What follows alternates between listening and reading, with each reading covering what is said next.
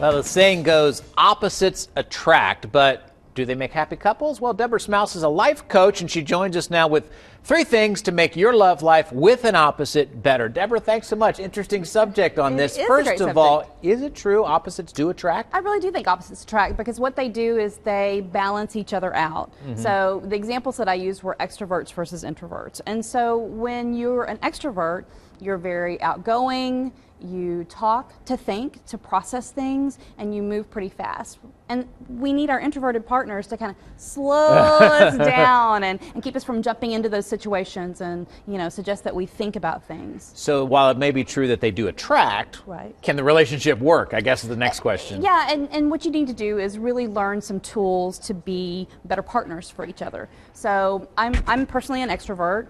And I love to go out to eat, I love to go and do things, and my partner is an introvert, and he would just be happy to stay home all weekend. So it's just that balance of learning when, your introverted partner is just too drained to go out. Because what it is, it's about energy. So extroverts get energy by talking to people and being out in public, but what that does is it actually drains an introvert. So you go to a big party. Yeah. The extroverted partner is social situations. Yeah. The extroverted partner is like right, jamming and ready to go, right, and the introverted partner is like it's like a ball deflating. They just get less and less you energetic. Provided us with some very specific tips on what you do if you're kind of the opposite couple. So number 1, Deborah, put energy into listening. I guess this goes to the extroverts. Stop and listen, I guess. It is, because, extroverts, because we talk to think, we often say things without thinking it through. And so if you really work on listening, then you can slow down and get to know somebody, especially in the early days of dating.